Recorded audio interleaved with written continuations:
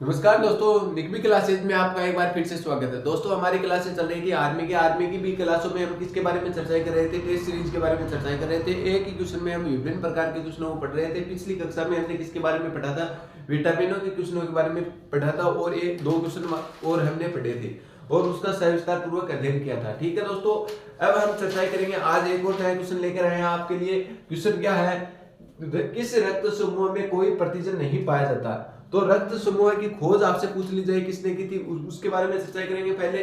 फिर हम ये चर्चा करेंगे कि मनुष्य के शरीर में कितने प्रकार के रक्त समूह पाए जाते हैं। अलग अलग व्यक्ति में अलग अलग प्रकार का रक्त समूह पाया जाता है। ठीक है, उसके बारे में हम चर्चाएं करेंगे। तो चर्चाएं करने से पहले बता दूं, किस समूह में रक्त समूह में प्रतिजन नहीं पाया जाता। इससे पहले हम बात करते हैं रक्त समूह की खोज किसने की थी। रक्त समूह की खोज किसने की थी। खोज कार्ल लेड-स्टीनर। खोज आपसे पूछ ली जाए तो कार्ल लेड-स्टीनर।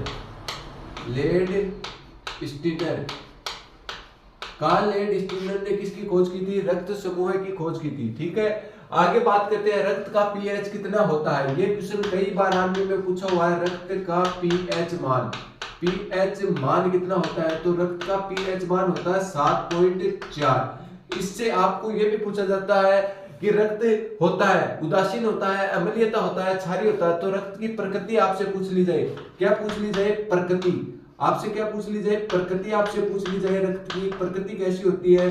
तो प्रकृति कैसी होती है, क्षारीय होती है। क्योंकि क्षारीय का मान क्या होता है, 7 से जो भी अधिक होगा तो वो क्या होगा, क्षारीय होगा। तो रक्त की प्रकृति आपसे पूछ ली जाए कि रक्त की प्रकृति कैसी होती है, तो क्षारीय होती है। रक्त का पीएच कितना होता है, 7.4 होता है। ठीक है, और रक्त समूह की खोज किसने की थी, तो कार्ल लेड-स्टीनर ने क्या की थी, रक्त समूह की खोज की थी। आगे हम बात करते हैं दोस्तों कि रक्त समूह के बारे में, किस में प्रतिजन पाया जाता है और किस में प्रतिजन नहीं पाया जाता। तो ओ रक्त समूह होता है, उसमें कोई भी प्रतिजन नहीं पाया जाता। ये 4 प्रकार के ही रक्त समूह हमारे शरीर में पाए जाते हैं। या तो ओ हो सकता है, या ए बी हो सकता है, या ए हो सकता है, या बी हो सकता है। ये 4 प्रकार के रक्त समूह पाए जाते हैं। बात करते हैं ओ जो होता है उसमें कोई प्रतिजन नहीं पाया जाता। इस क्वेश्चन का आंसर तो ये होगा। परंतु ए जो ए बी है उसमें किसी भी प्रकार का क्या नहीं पाया जाता, प्रतिरक्षा नहीं पाई जाती। प्रतिरक्षा तंत्र नहीं पाया जाता। प्रतिरक्षा तंत्र नहीं पाया जाता या प्रतिरक्षी नहीं पाई जाती। कोई किसी प्रकार की क्या नहीं पाई जाती, प्रतिरक्षी तंत्र नहीं पाया जाता। किसमें, ए बी में। ओ जो रक्त समूह होता है यह सर्वाधिक दाता होता है। ये कई बार क्वेश्चन पूछा हुआ है। यह रक्त समूह है, लिखो दोस्तों, यह रक्त समूह है सर्वाधिक दाता होता है। सर्वाधिक दाता होता है। तो आपसे पूछ लिया जाए सर्वाधिक दाता रक्त समूह कौन सा है, तो ओ जो रक्त समूह है वो सर्वाधिक दाता रक्त समूह है। ठीक है, आगे बात करते हैं ए बी रक्त समूह है। ए बी रक्त समूह है सर्वाधिक ग्रही होता है। ए बी रक्त समूह है सर्वाधिक ग्रही होता है। तो सर्वाधिक दाता तो कौन होता है, वो होता है। जबकि सर्वाधिक ग्रही रक्त समूह होता है। रक्त समूह होता है। अब आगे हम बात करते हैं किसके बारे में बात करते हैं। इस रक्त समूह में क्या पाई जाती है, रक्त कणिकाएं पाई जाती है। रक्त समूह में क्या पाई जाती है, इसमें क्या पाई जाती है, कणिकाएं पाई जाती है। कणिकाएं पाई जाती है। और रक्त समूह में जो कणिकाएं पाई जाती है उसे क्या कहते हैं, कितने प्रकार की कणिकाएं पाई जाती है आपसे पूछ ली जाए। रक्त समूह में कणिकाएं कितने प्रकार की, 3 प्रकार की। वो 3 प्रकार की कणिकाएं कौन कौन सी है। एक तो होती है श्वेत रक्त कणिकाएं। श्वेत रक्त कणिकाएं आपसे पूछ लिया जाए श्वेत रक्त कणिकाएं। एक कणिकाएं कौन सी होती है, श्वेत रक्त कणिकाएं, जिसे क्या बोला जाता है, आरबीसी रेड ब्लड कणिकाएं। ठीक है दोस्तों, श्वेत रक्त कणिकाएं जिसे बोला जाता है आरबीसी का जन्म काल कितने दिन का होता है, यह भी पूछा जाता है। इसके बारे में बात करेंगे। इसका निर्माण कहाँ होता है, निर्माण के बारे में बात करें कि निर्माण कहाँ होता है, तो निर्माण होता है अस्थि मज्जा में। अस्थि मज्जा में क्या होता है, निर्माण होता है। तो आपसे पूछ लिया जाए कि आरबीसी का निर्माण कहाँ होता है, तो अस्थि मज्जा जो हमारा स्थान होता है उसमें क्या होता है, आरबीसी का निर्माण होता है। इसकी मृत्यु आपसे पूछ ली जाए तो मृत्यु कहाँ होती है, पलिया में होती है। आपसे पूछ ली जाए कि मृत्यु कहाँ होती है, तो पलिया में होती है। आरबीसी की मृत्यु कहाँ होती है, तो पलिया कोई बोला जाता है तिल्ली, पलिया में क्या होती है, इसकी मृत्यु होती है। आपको पूछा जाता है कि आरबीसी का जीवन काल कितने दिन का होता है, इसमें पूछ लिया जाए कि जीवन काल आरबीसी का आपको क्या पूछ लिया जाए, जीवन काल कितने दिन का होता है, तो 120 दिन का क्या होता है, जीवन काल होता है। 120 दिन का क्या होता है, जीवन काल होता है इसका, आरबीसी का। आगे पूछ ली जाए कि मैंने बताया कि कणिकाएं 3 प्रकार की होती है, दूसरा प्रकार कौन सा है, तो दूसरा प्रकार है डब्ल्यूबीसी, श्वेत रक्त कणिकाएं। ये लाल रक्त कणिकाएं है दोस्तों, सॉरी रेड का मतलब हो गया लाल रक्त कणिकाएं। आगे बात करते हैं श्वेत रक्त कणिकाएं, श्वेत रक्त कणिकाएं, श्वेत रक्त कणिकाओं का जीवन काल को क्या बोलते हैं, डब्ल्यूबीसी। इसका भी निर्माण कहाँ होता है दोस्तों, इसका भी निर्माण कहाँ होता है, निर्माण आपसे पूछ लिया जाए तो निर्माण कहाँ होता है, निर्माण अस्थि मज्जा में होता है। अस्थि मज्जा में किसका निर्माण होता है, इसका डब्ल्यूबीसी का निर्माण कहाँ होता है, अस्थि मज्जा में होता है। इसे बोलते हैं श्वेत रक्त कणिकाएं।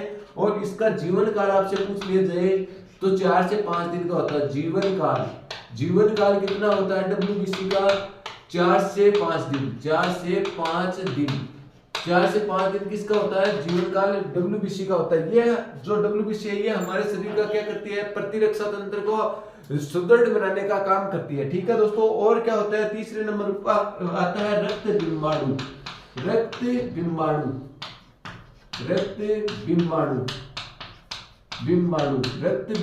ठीक है दोस्तों, आगे बात करते हैं तीसरे नंबर पे कौन सी कणिकाएं पाई जाती हैं, रक्त बिंबाणु पाए जाते हैं। दोस्तों आगे बात करते हैं तीसरी रक्त कणिकाएं कौन सी होती है, तीसरी रक्त कणिकाएं होती है रक्त बिंबाणु।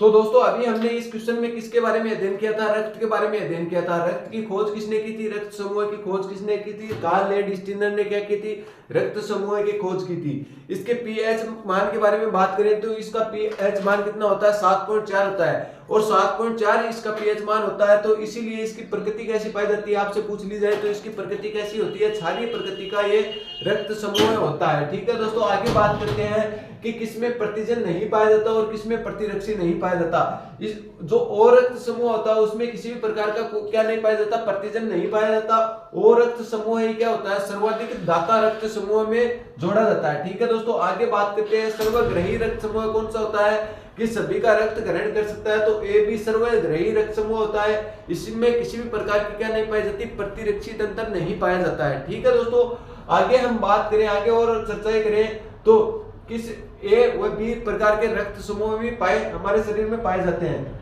आगे बात करते हैं रक्त समूह में क्या पाई जाती है, कणिकाएं पाई जाती है। कणिकाएं कितने प्रकार की होती हैं, 3 प्रकार की होती है। कौन कौन सी कणिकाओं के बारे में हमने चर्चा की थी, तो एक तो लाल रक्त कणिकाएं जिसे बोला जाता है आरबीसी का निर्माण कई बार पूछा जाता है कि इसका निर्माण कहाँ होता है, तो इसका निर्माण होता है अस्थि मज्जा में। इसकी मृत्यु कहाँ होती है, तो पलिहा या दिल्ली में इसकी क्या होती है, मृत्यु होती है। इसके बाद में पूछा जाता है कि आरबीसी का जीवन काल कितने दिन का होता है, तो आरबीसी का जीवन काल होता है 120 दिन का। ठीक है दोस्तों, आगे बात करते हैं श्वेत रक्त कणिकाएं। श्वेत रक्त कणिकाओं को बोला जाता है डब्ल्यूबीसी। और डब्ल्यूबीसी का निर्माण कहाँ होता है, आपसे पूछ लिया जाए तो डब्ल्यूबीसी का निर्माण होता है अस्थि मज्जा में, अस्थि मज्जा में होता है। और इसका जीवन काल आपसे पूछ लिया जाए तो इसका जीवन काल होता है 4 से 5 दिन क्या होता है, इसका जीवन काल होता है। ठीक है दोस्तों, आगे बात करते हैं रक्त बिंबाणु। रक्त बिंबाणु क्या होता है, तीसरा होता है रक्त बिंबाणु। रक्त बिंबाणु ये 3 प्रकार की क्या होती है, हमारे शरीर में कणिकाएं पाई जाती हैं। तो उम्मीद करता हूं आपको समझ में आ रहा होगा। समझ में आ रहा तो आप चैनल को लाइक और सब्सक्राइब भी करें और शेयर भी करें। और आपको यदि कहीं पर समझ में नहीं आ रहा, दिक्कत हो रही है, तो आप हमें कमेंट करके बताएं। दोस्तों एक बार आप इसका स्क्रीनशॉट ले, फिर हम और आगे के क्वेश्चनों के बारे में चर्चाएं करते हैं।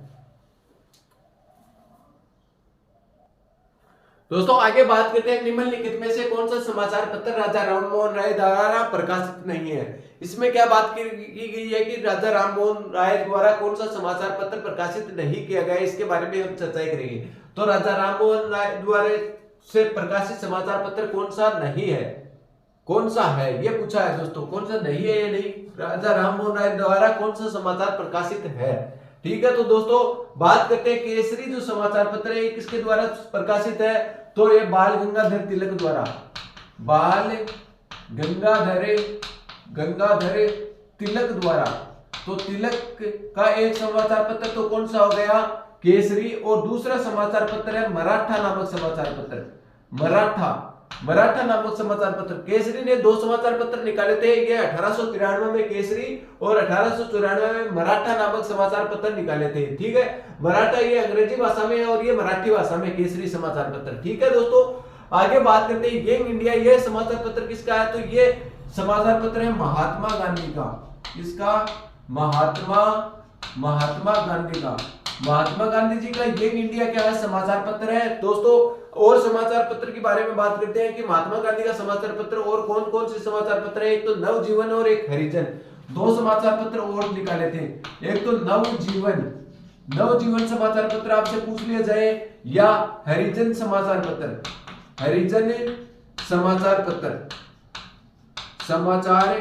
पत्र, ये किसके समाचार पत्र है, ये है महात्मा गांधी जी के समाचार पत्र। आगे बात करते हैं नेशनल हेराल्ड नामक समाचार पत्र किसका है, तो ये जवाहरलाल नेहरू का। ये जो देश के हमारे क्या बने थे, पहले प्रधानमंत्री बने थे जवाहरलाल नेहरू का। जो समाचार पत्र कौन सा है, नेशनल हेराल्ड नामक जो समाचार पत्र है वो किसका है, वो है जवाहरलाल नेहरू का। आगे बात करते हैं संवाद कौमुदी किसका समाचार पत्र है, वो हमने क्वेश्चन में पूछा था।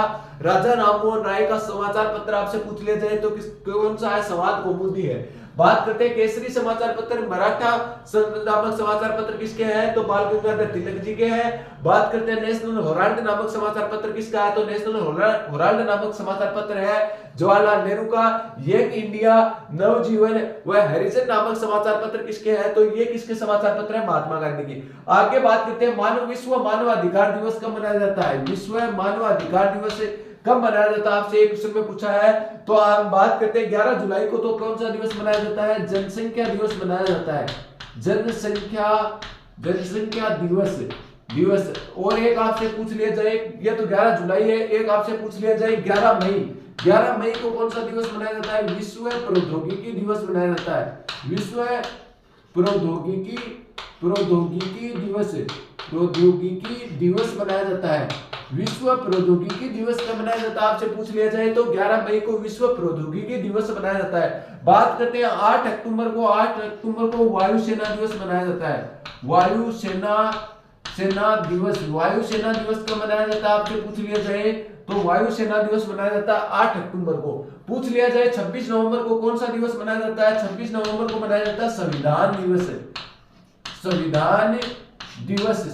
दिवस कब मनाया जाता है, आपसे पूछ लिया जाए तो 26 नवंबर को संविधान दिवस मनाया जाता है। संविधान लागू कब हुआ, पूछ लिया जाए तो 26 जनवरी 1950 को तो ये लागू हुआ था, 26 जनवरी 1950 को हमारा संविधान लागू हुआ था। जबकि अंगीकृत आपसे पूछ लिया जाए, क्या पूछ लिया जाए, अंगीकृत कब हुआ, अंगीकृत कब हुआ, आपसे पूछ लिया जाए अंगीकृत कब हुआ, तो 26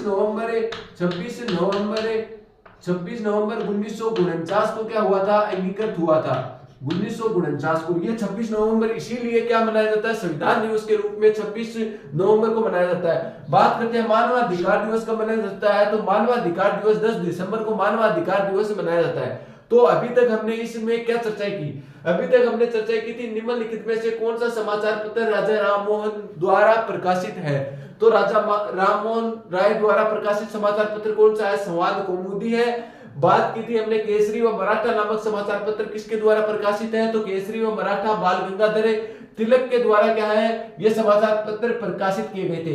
आगे बात करते हैं यंग इंडिया व नवजीवन व हरिजन नामक समाचार पत्र किसके द्वारा संपादित किए गए हैं, तो महात्मा गांधी के द्वारा ये यंग इंडिया, नवजीवन व हरिजन समाचार पत्रों को क्या किया गया है, प्रकाशित किया गया है। ठीक है दोस्तों, आगे बात करते हैं नेशनल हेराल्ड नामक समाचार पत्र। नेशनल हेराल्ड नामक जो समाचार पत्र है वो किसके द्वारा प्रकाशित किया गया है, वो जवाहरलाल नेहरू जी के द्वारा प्रकाशित किया गया है। ठीक है दोस्तों, आगे बात करते हैं विश्व मानवाधिकार दिवस कब मनाया जाता है, तो विश्व मानवाधिकार दिवस कब मनाया जाता है, 10 दिसंबर को विश्व मानवाधिकार दिवस मनाया जाता है। आगे बात करते हैं 11 जुलाई को कौन सा दिवस मनाया जाता है, तो 11 जुलाई को जनसंख्या दिवस मनाया जाता है। और 8 अक्टूबर को कौन सा दिवस मनाया जाता है, तो 8 अक्टूबर को वायुसेना दिवस मनाया जाता है। 26 नवंबर को कौन सा दिवस मनाया जाता है, संविधान दिवस मनाया जाता है। क्यों मनाया जाता है मैंने बता दिया, 26 नवंबर 1949 को हमारा संविधान क्या हुआ था, अंगीकृत हुआ था। जबकि लागू कब हुआ था, 26 जनवरी 1950 को हमारा संविधान क्या हुआ था, लागू होने का काम हुआ था।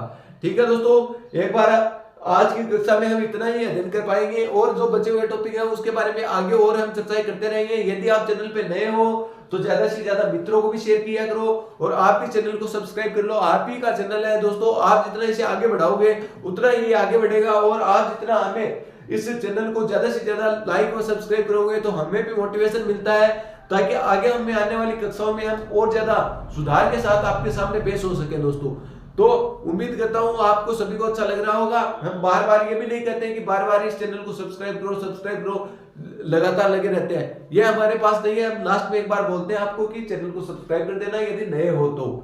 दोस्तों इसी के साथ ही हमारे आज की कक्षा यहीं पर समाप्त होती है। आगे की चर्चा हम अगली और क्लासों में करेंगे। आज के लिए इतना ही, धन्यवाद।